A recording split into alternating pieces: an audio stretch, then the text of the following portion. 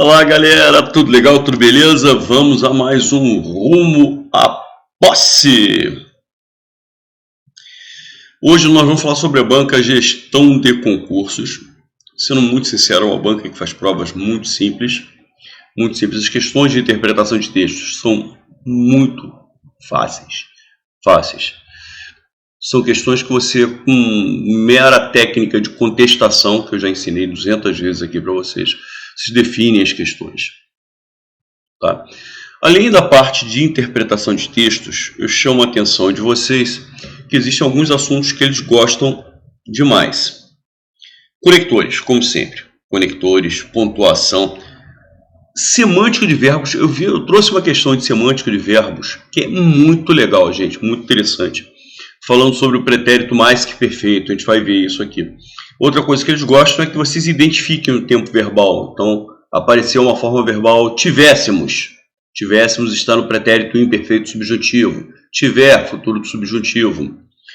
Tivera, pretérito mais que perfeito do indicativo, e assim vai. Tinha, pretérito imperfeito. Eu tive, tu tiveste, pretérito perfeito. Questões de concordância. Eu trouxe uma questão que eles misturam concordância com colocação pronominal. Bem legal a questão. Uma outra coisa que eles gostam de trabalhar, tipologia. Eu posso até acrescentar aqui tipologia e gêneros textuais. Tá? Se o texto é um texto jurídico, se é um texto informativo, se é uma propaganda, se é um texto injuntivo, instrucional, se é uma fábula, se é um conto. Então eles querem que vocês identifiquem se é uma lenda. Tá? Outro tema que eles gostam muito, aproveitando essa parte aí, interpretativa, semântica, figuras, metáfora, metonímia, hipérbole, eufemismo, onomatopeia, enfim. Na realidade, eles cobram tudo praticamente, né? Crase, regência. Então, identificação de frase certa, frase errada, você vê que concordância, colocação, crase, regência, pontuação. Então, esses assuntos que exigem do candidato identificação de uma frase certa, frase errada, até o que eu chamo de aplicativo de língua, né? Eles cobram sempre. Né? Outro tema que eles gostam, identificação de classes gramaticais. Se o termo é um substantivo, se é um adjetivo, se é um pronome. Transitividade verbal. Na parte de sintaxe, o que eu vi sendo cobrado é se um verbo é transitivo direto, se o verbo é transitivo indireto. E, às vezes, para você identificar, você tem que identificar, por exemplo, a função sintática de um pronome relativo, de um pronome oblíquo. Eu trouxe uma questãozinha que fala sobre função sintática de pronome oblíquo, que é bem legal, bem legal mesmo. Estrutura e formação de palavras, né? Se a palavra é uma derivação parasintética, sufixal, prefixal, sufixal, enfim. Eles gostam muito que você saiba identificar isso. E regras de acentuação, né? Para que você não cometa erros de grafia. Você pode até colocar aqui questões de ortografia junto com regras de acentuação. Então foram esses os temas que eu vi cair. Assim, praticamente não vi cair. As questões que eu vi cair de sintaxe são para identificar a transitividade do verbo. Tá? Agora, para você identificar a transitividade do verbo, você vai ter que sacar a sintaxe. Sobretudo de pronome oblíquo, como eu vou mostrar aqui para vocês. Tá legal? A identificação de classes gramaticais eu vi cair, sim. Se é um substantivo, se é um adjetivo, se é um pronome, se é um numeral, se é uma conjunção. Mas uma coisa que embora a parte de sintaxe seja cobrada, eu não vi o cara cobrando a função sintática de um termo, a classificação de uma oração. Agora, para você matar a transitividade do verbo, você vai ter que identificar a função sintática, por exemplo, de um pronome oblíquo. Então você vai ter que estudar sintaxe de qualquer forma. Certo? Então não tem muito como fugir. Tá legal? Então sintaxe você vai ter que estudar, cara, praticamente a gramática toda. Tá? Não tem como fugir. A única coisa boa disso que eu tenho para falar é que, na realidade, embora você tenha que estudar a parte gramatical toda, a prova não é difícil. Enfim, vamos ver agora o perfil das questões, como é que eles cobram. Vamos lá. Essa questão aqui, para mim, é a mais legal de todas. Eu já coloquei logo como primeira, que é uma questão da semântica de verbos. Bruna, também 18, me ligou. Bruna, também 18. Bom, ele está falando sobre uma outra pessoa, né? Me ligou em abril para contar que havia agendado. Gente, havia agendado. Certo? Havia agendado é sinônimo de tinha agendado.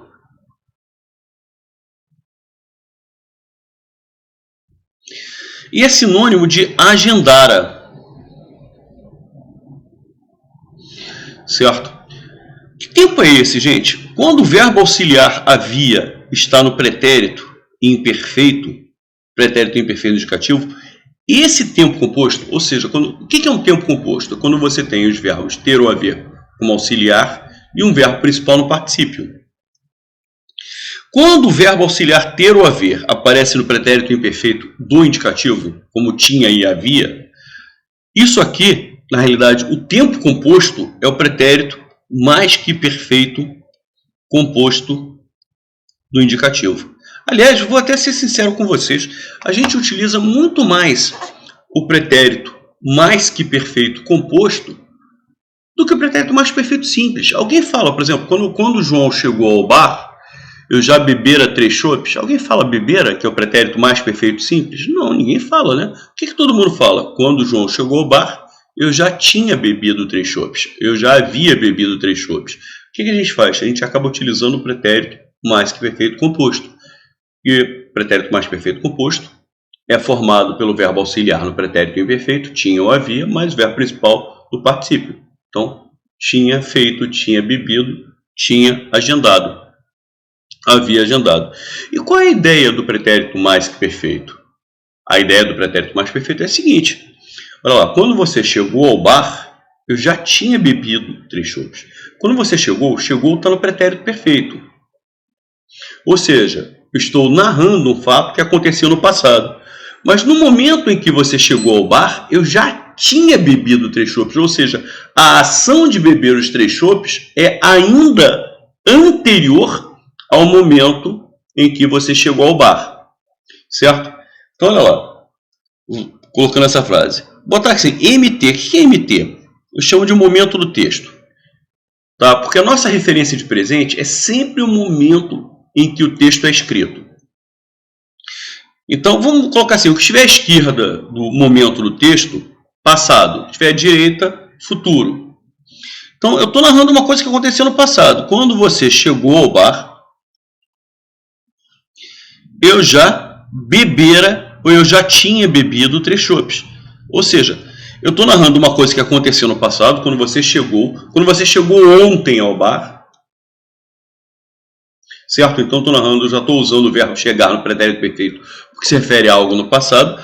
Você já bebera ou já tinha bebido, havia bebido 3 chopes. Isso é o pretérito mais perfeito, é a ideia de passado do passado. É um fato passado anterior a outro fato passado. Chegou está no passado, está no pretérito perfeito. Mas a ação de beber é ainda anterior a essa ação pretérita. Tá legal? Então, primeiro eu já estava bebendo, eu já tinha bebido 3 chopes, depois você chegou. E agora estou narrando esse fato que aconteceu no passado. Beleza? A mesma coisa acontece aqui. Ela me ligou em abril para contar que havia agendado. Então, primeiro ela agendou uma audiência pública na Câmara Municipal. Ela já agendara, ela já tinha agendado, ela já havia agendado. E depois que ela agendou, então estou narrando uma coisa no passado, porque depois que ela agendou, ela me ligou para avisar isso. Então, primeiro ela agendou. Depois que ela acabou de agendar, ela me ligou, avisando que ela tinha agendado. Então, a ação de agendar é ainda anterior à ação de ela me ligar. Então, olha lá. Por isso é que a resposta dessa questão é a alternativa C. O agendamento da audiência aconteceu antes de Bruna ligar para a autora. Ou seja, primeiro ela agendou, o agendamento foi antes. E depois que ela agendou, a Bruna ligou para a autora do texto. Beleza. Ligação que ocorreu antes da produção do texto. Ou seja, essa ligação aconteceu também no passado. Então, antes da produção do texto, que o momento da produção do texto é justamente a nossa referência de presente. Então, o momento que ele está produzindo o texto... Aliás, você sabe por que toda mensagem, todo texto é eterno?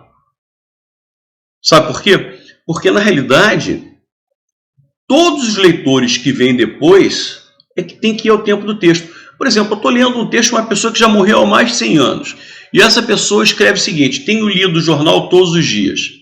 Aí a banca menciona a seguinte ideia: tenho lido indica que o autor, a ação de ler, começa no passado e se estende até o presente. Aí você pensa, pô, mas esse cara já morreu há 100 anos. Como é que eu posso dizer que essa ação se estende até o presente? Sim, se estende até o presente. Não até o nosso momento, não até o momento que nós estamos lendo esse texto, mas até o momento em que o texto foi escrito, foi produzido. Momento do texto. Então a referência de presente é sempre o momento que o texto é redigido. Então quando ele fala tenho lido, vai até o presente? Sim, vai até o presente. Não o momento que nós estamos lendo, mas o momento que ele escreveu aquele texto, que ele produziu, que ele confeccionou o texto. Por isso que eu chamo o momento do texto. Então quando eu falo, quando ele chegou está no passado. Passado em relação a quê? Ao momento que eu falei aquilo, que eu escrevi aquilo. Que a produção pode ser uma produção oral também. Então, no momento em que eu falei aquilo, quando o João chegou, eu já bebera 3 chopes, eu já tinha bebido 3 chopes, a ação de chegar, como está no pretérito perfeito, é anterior ao momento que eu falei, que eu escrevi aquilo. Legal? Maravilha. Então, o agendamento aconteceu antes ainda. Por quê? Porque eu já tinha agendado o pretérito mais perfeito de ela ligar. Ligação, essa ação de ligar, que já está no pretérito perfeito, olha lá, pretérito perfeito. Essa ação de ligar ocorreu antes da produção do texto, sim, que é o momento do texto, que é o tempo, a nossa referência de presente. É essa a resposta, a letra C. Questão muito legal, né? Bom, vamos lá agora. Questõezinhas mais simples. Assinale a alternativa que apresenta a palavra utilizada no texto com regra de acentuação gráfica diferente das demais. Vírus.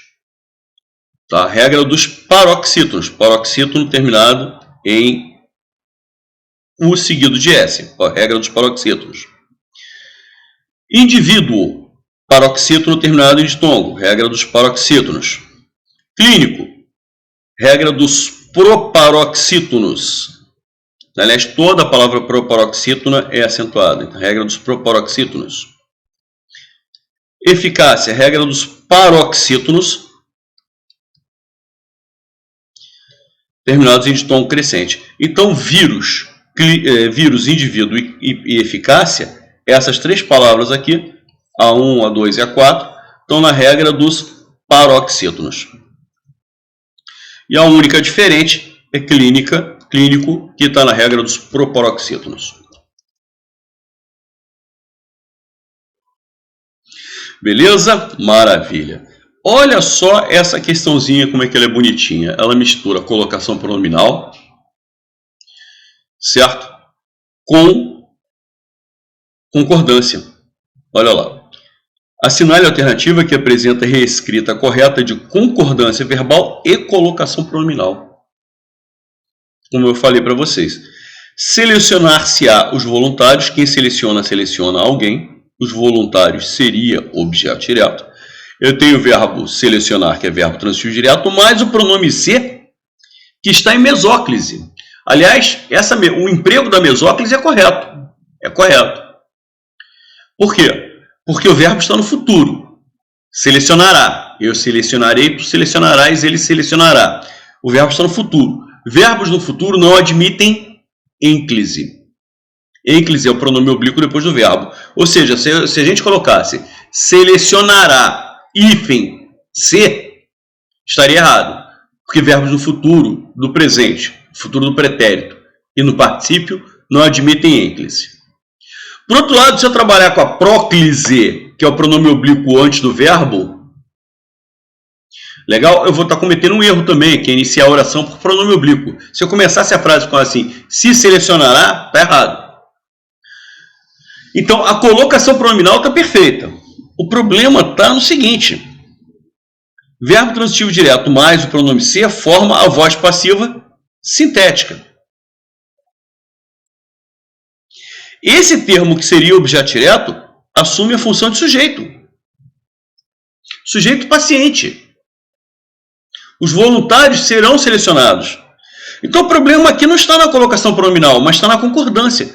Se os voluntários estão no plural, o verbo selecionará tinha que estar, o verbo selecionar tinha que estar no plural. Selecionarão. E usando a mesóclise, porque pelo mesmo motivo. Então o certo seria selecionar.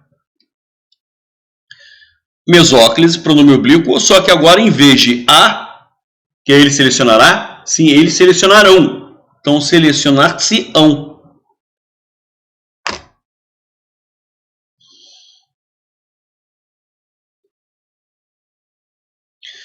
Letra B. Olha lá, mesmo erro. Selecionar-se-á, os voluntários. Posso já eliminar a letra B. Letra C. Selecionar-se-ão, os voluntários. Beleza. O uso da mesóclise está perfeito, ou seja, o pronome oblíquo no meio da locução verbal, perfeito. O verbo no futuro, no verbo no plural, concordando com os voluntários, que é sujeito, perfeito. E no fim, que se oferecerão exames laboratoriais, os quais, esse que aqui é pronome relativo, tá? Se ele é pronome relativo, o que, aliás, mesmo que o que não fosse pronome relativo, o que sempre atrai pronome oblíquo. E esses exames laboratoriais serão oferecidos gratuitamente. Esse verbo aqui está no plural, porque concorda com exames laboratoriais. Ou seja, a próclise está perfeita. Tá legal? O emprego do ser, antes oferecerão, esse emprego está perfeito. E o verbo no futuro está perfeito. O verbo no plural também está perfeito, porque concorda com o sujeito. Exames laboratoriais. É essa a resposta, inclusive. C novamente. A letra D está errada. O início está certo. Isso aqui está certo, como a gente já viu. Mas aqui está errado. O certo seria o que atraindo o pronome oblíquo, o que se. O emprego da mesóclise aqui é errado. Tá? É errado. Por quê? Porque o que atrai obrigatoriamente o pronome oblíquo, diferente desse caso aqui, que não tem ninguém aqui antes para atrair o pronome oblíquo. E se eu usasse o se antes do verbo, eu estaria iniciando a oração. Então, antes de mais nada, já temos um erro, que é o fato de que o que teria que atrair o pronome oblíquo. Além disso, o verbo tinha que estar no plural, concordando com o sujeito paciente. Exames laboratoriais. Então, resposta à letra C. Vamos lá. Questão número 4. Assinale a alternativa que apresenta a palavra que substitui corretamente os dois pontos. Vamos lá. Meia hora de Skype para pensar com ela o teor da reunião. Foi tudo que ofereci. Então, olha lá. Meia hora de Skype para pensar com ela o teor da reunião. Por que eu ofereci isso? Tá? Por que meia hora? Porque foi tudo que eu ofereci. Então, na realidade, isso aqui, tá? Gera uma ideia de explicação, de causa. Meia hora é suficiente para pensar com ela o teor da reunião, porque foi tudo que eu ofereci. Tá legal? Então, beleza. Uma ideia de explicação para a ação que eu cometi. Né? Beleza. O pois tem esse caráter causal explicativo, o já que também, uma vez que a medida que não, a medida que é sinônimo de a proporção que.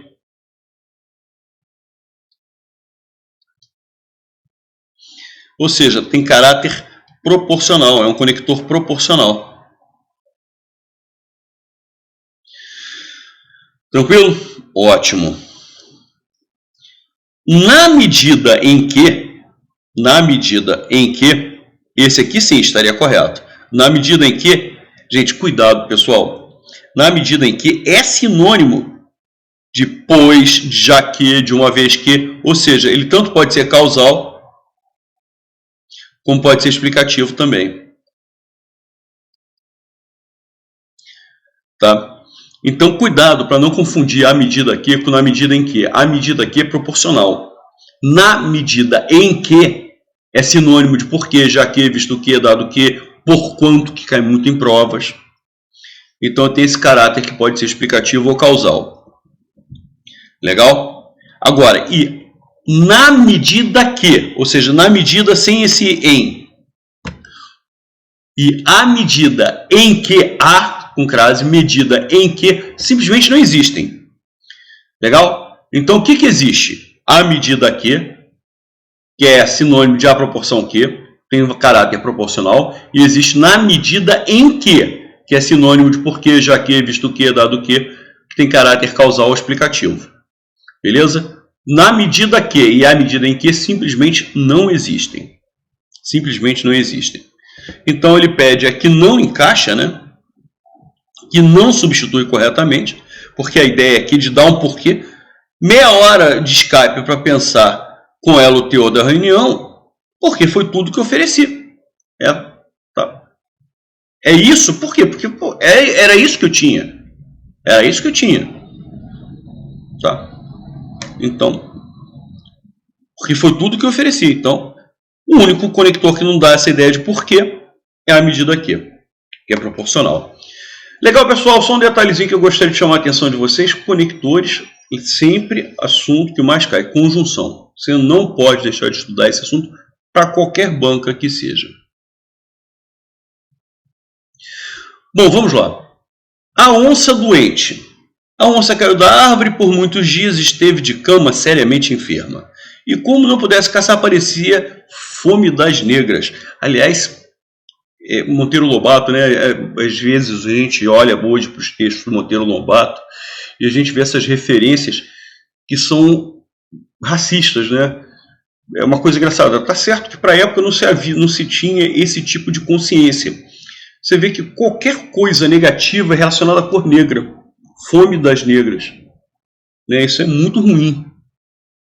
Né? Hoje, por exemplo, você vê jornais que não usam mais o termo denegrir. Né? Porque vem de negro. E denegrir seria colocar uma mancha. Né? Denegrir a minha imagem, colocou uma mancha na minha imagem.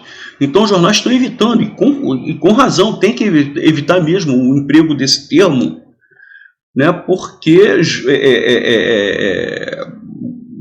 tem um passado ruim. Enfim, e não é, né? Você não pode atrelar a imagem de uma coisa negativa à cor negra. Pelo amor de Deus, isso é absurdo. Então os jornais hoje não usam mais e fazem muito bem. É aqui a mesma coisa, fome das negras. Quer dizer, pô, ele está com uma fome absurda. Em vez de usar, eu estou com muita fome, você vê. Então, infelizmente, o Monteiro Lobato ele tem muitas referências nesse sentido. Em tais apuros, imaginou um plano. Comadre Irara, disse ela, corra o mundo e diga a bicharia que estou à morte e exijo que venha... Exijo, uma palavrinha, depois vocês vão ver nas questões de interpretação, na questão de interpretação, e exijo que venham visitar. Meirara partiu, deu recado, os animais um a um principiaram a visitar a onça. Vem o veado, vem a capivara, vem a cutia, vem o porco do mato, veio também o jabuti, mas o finório, jabuti, finório é aquele que se faz de bobo, mas que é esperto, que é malandro. Antes de penetrar na toca, teve a lembrança de olhar o chão. Viu na poeira só rastros. Aliás, existe rasto e existe rastro. Tá? Os dois termos existem. Isso significa a mesma coisa. Pegadas. Entrantes. Tanto é que é curioso. Você vê que ele usa rasto, no plural rastos, e depois na sequência do texto, rastro. E desconfiou. Parece que nessa casa quem entra não sai. Melhor, em vez de visitar a onça, em vez de visitar a nossa querida onça doente, é ir rezar por ela. foi o único que se salvou. Bom, vamos lá. Esse texto é uma crônica? Não, não é uma crônica. O que é uma crônica? O texto, crônica vem de cronos.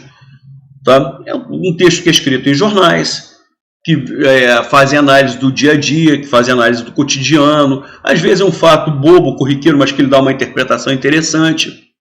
Tá legal? Então, é um texto que é redigido em jornais e que tem uma frequência temporal. E que não necessariamente é uma análise de um fato muito relevante, não necessariamente é um fato político, nem nada disso. Uma coisa do dia a dia, uma coisa que ele observou no supermercado, que ele achou interessante. Enfim, isso é uma crônica. Uma lenda. Lenda é com seres humanos. Tá? É importante mencionar. Gera um feito heróico que mitifica alguém. Não é o caso. O conto é uma narração. O conto seria um romance, um livro, né? Um romance, uma história. Só que em vez de ser escrito com 100 páginas, é um conto, né, com 20 páginas. Então, às vezes, você compra um livro de contos. Certo? Um livro de contos. E, às vezes, um livro tem 6 contos. Eu mesmo já escrevi um livro de contos. O livro AZDZ, O Flamengo e o Mundo Antes e Depois de Zico, é um livro com 8 contos. Então, o conto seria uma narrativa, mas uma história que não seria tão longa quanto um livro completo. Então, você, em vez de escrever uma narrativa com 150 páginas, escreve uma narrativa em 10 páginas, 12 páginas. Seria um conto. Uma fábula, sim, trata-se de uma fábula. O que é uma fábula? Fábula, primeiro, é com animais. E segundo, importantíssimo, tem uma moral na história. Tá? Quem é o único que a moral é a importância da observação, é você não ser bobo, é ser esperto, então observar o que está acontecendo ali. Tá legal? Não confiar em todo mundo. Então a ideia da fábula é justamente essa, é com animais que falam, que têm atitudes humanas, antes de mais nada, e vem sempre uma moral, né? Então claramente, assim, olha, não mergulhe de cabeça numa situação qualquer, porque isso pode levar, olha, observe o que está à volta, tá? Isso é uma fábula, tá? São essas as características. Bom, questão número 6. De acordo com o texto, olha só, eu peguei uma questãozinha de interpretação de texto só para vocês observarem como a questão chega a ser até bobinha, meio ingênua. Caso a onça, vamos lá, ele pede a alternativa, só esse detalhe importante, alternativa incorreta. Legal? Caso a onça não estivesse enferma, caso ela não estivesse doente, não precisaria articular o plano de chamar os bichos para visitá-la. Sim, se ela não estivesse doente, não precisaria, isso, ela iria para casa. Isso aqui faz sentido. Tem como contestar? Não. Os animais obedeciam às demandas da onça. Sim, tanto é que elas foram para lá, olha lá. Exijo que venham visitar-me. A Irara partiu, deu o recado, os animais um a um principiaram a visitar a onça, ou seja, cumpriram a determinação da onça. Faz sentido. O jabuti salvou-se por si mesmo. Sim, o jabuti se salvou por quê? Porque o jabuti foi o único que teve a malandragem, a capacidade de observar o que estava acontecendo naquele ambiente. Ele observou os rastros e viu que só havia rastro de entrada, mas não havia saída. Percebeu que tinha alguma coisa de estranho naquilo. Quem entra não sai. Então ele se salvou pela sua capacidade de observação. Mas ninguém avisou ao jabuti, olha, cuidado, hein, a onça está matando todo mundo. Letra D. O plano da onça não foi bem sucedido. A gente tem como contestar. Não foi bem sucedido? Como assim foi bem sucedido? Sim. Ele só não conseguiu matar o jabuti. Os demais, ele conseguiu comer. Tanto é que quem entrou não saiu. Então, o único que escapou foi o jabuti. Tá, tudo bem, em relação ao jabuti não foi bem sucedido? Em relação ao jabuti não. Mas em relação aos demais animais, pô, com certeza. Né? Quem entrou não saiu. Então, isso aqui eu consigo contestar. Então, há contestação para isso aqui. Ele pede a alternativa incorreta. O jabuti foi mais esperto? Foi. Em relação ao jabuti, se ele falasse assim, em relação ao jabuti, o plano da onça não foi bem sucedido. Aí eu concordaria. Mas de uma forma geral, o plano foi bem sucedido. Falo, questão muito simples, muito simples. Questão número 7. Releia o trecho a seguir. Tá? Viu na poeira só rastros entrantes, não viu nenhum rastro sainte. As palavras entrante e sainte, entrante vem de entrar, sainte vem de sair, certo? Então, nos dois, nós acrescentamos o sufixo NTE, que é formadora de adjetivo. Então, eu tenho o radical e esse sufixo aqui. Se eu tenho radical e sufixo, eu tenho tão somente a derivação sufixal. Radical e sufixo. Derivação sufixal. Tá legal? Ah, Rosenthal, o que é a aglutinação? A aglutinação é quando você junta não radical com sufixo ou prefixo com radical, mas sim dois radicais, só que um deles perde um som, por exemplo. Aguardente é água mais ardente. São duas palavras, não tem sufixo aqui. Quando você une essas duas palavras, fica aguardente. Repare que um A dança. Você tem esses dois A's aqui. Eles se transformam num só. Então você aglutinou as palavras. Planalto. Plano mais alto. Quando você junta planalto, você percebe que você perdeu esse O. Derivação prefixal é quando você tem o prefixo antes do radical. Infeliz. Eu tenho a palavra feliz e eu acrescento o prefixo. E a parasintética, ela é formadora de verbos e é quando você coloca o prefixo e o sufixo ao mesmo tempo. Então, por exemplo, pobre é um adjetivo. Aí eu vou formar um verbo. Eu tenho o verbo empobrecer. Eu tenho que botar o prefixo e o sufixo ao mesmo tempo para formar o verbo de um adjetivo. Isso é derivação parasintética. Ela é formadora de verbos e você tem que ter o prefixo e o sufixo simultaneamente. Questão número 8. Vamos lá. Olha lá, identificação de classes gramaticais.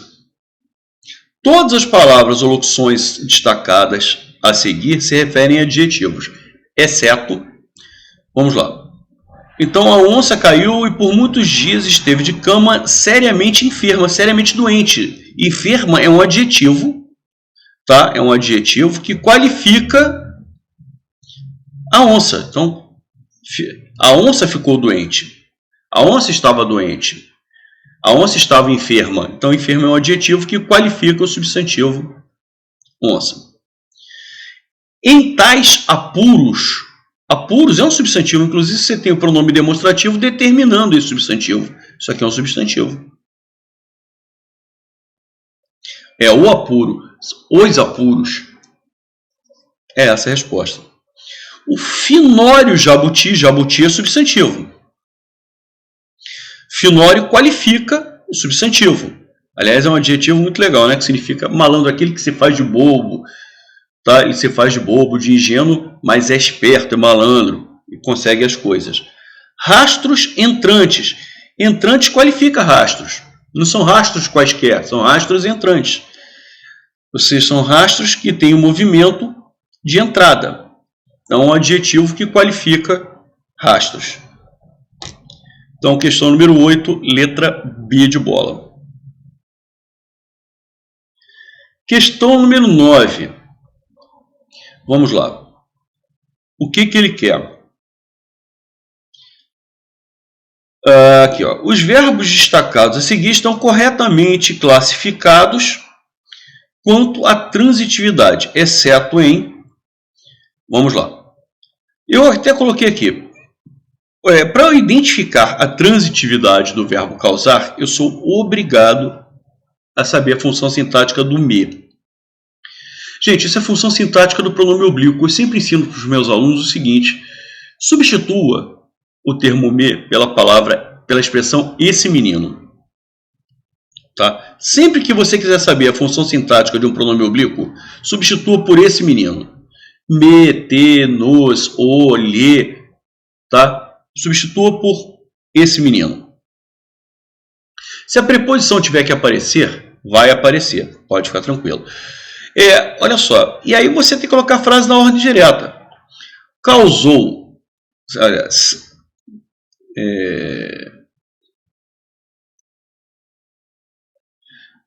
ótimo. Vamos botar aqui. Esse fato. Que fato? Esse fato, ler um folheto. Isso aqui é uma oração subordinada substantiva subjetiva.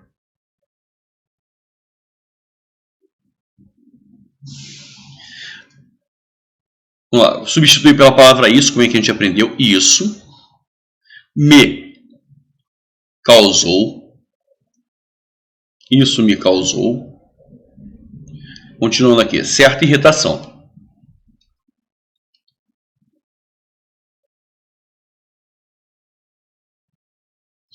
Certo? Ótimo. Que causa alguma coisa. Certa irritação é objeto direto. Maravilha. Eu quero saber a função sintática do me. Eu substituo por esse menino, que foi o macete que eu ensinei. Isso causou certa irritação a esse menino. Que causa alguma coisa, certa irritação, objeto direto, a alguém, a esse menino, objeto indireto.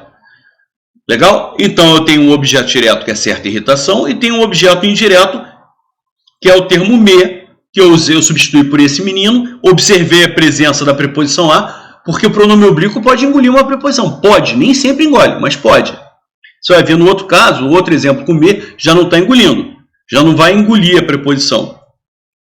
Mas a malandragem, a vantagem de você substituir por esse menino é que se a preposição tiver que aparecer, vai aparecer. Mas se não tiver que aparecer, não vai aparecer. É por isso, inclusive, que eu recomendo não usar mim.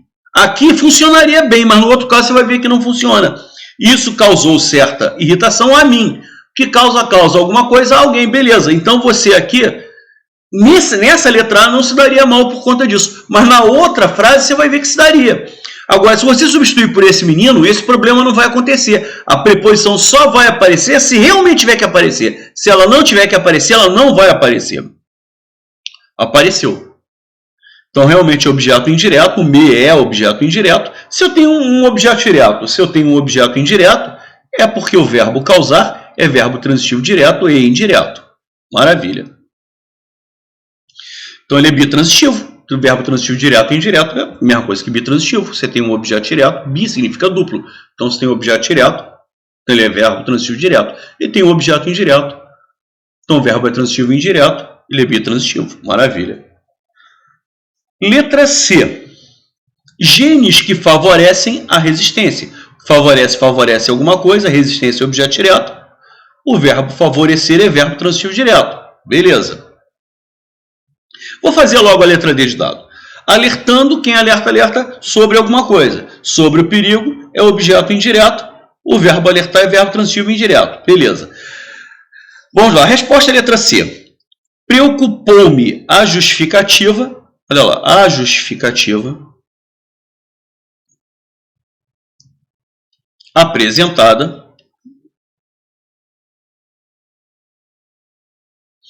preocupou-me. Eu substituo esse me por esse menino. Olha só, por isso que eu peço a você para não substituir por mim. No caso anterior, quando eu substituo o me por mim, realmente não gera problemas. Mas olha só, se você substituir por mim, o que vai aparecer? A justificativa apresentada preocupou a mim. Aí você olha a preposição a, o que você vai pensar? é objeto indireto, o verbo preocupar então é transitivo indireto. Mas quando você substitui por esse menino, a justificativa apresentada preocupou esse menino. O que preocupa alguém. Esse menino é objeto direto. Então, o me é objeto direto. Se o me é objeto direto, o verbo preocupar é verbo transitivo direto. Gente, essa é a vantagem de substituir por esse menino. Se a preposição a tiver que aparecer como apareceu aqui, beleza, vai aparecer. Mas se não tiver que aparecer, não aparece. Se você substituir por mim, vai aparecer sempre. Sempre, porque mim é pronome oblíquo tônico. Mim, ti, são pronomes oblíquos tônicos. Tá legal? São pronomes oblíquos tônicos. O pronome oblíquo tônico vem sempre com preposição, mesmo que o verbo seja transitivo direto. Então, induz você ao erro. Então, quando você quiser saber a função sintática de me, ter, nos, ler, substitua por esse menino. Se a preposição tiver que aparecer, vai aparecer. Mas se não tiver que aparecer, não vai aparecer. Por isso é essa vantagem. É essa a vantagem. Então, a resposta é a letra C, porque o verbo não é transitivo indireto, mas ele é transitivo direto. Por quê? Porque ele tem um objeto direto, não um objeto indireto.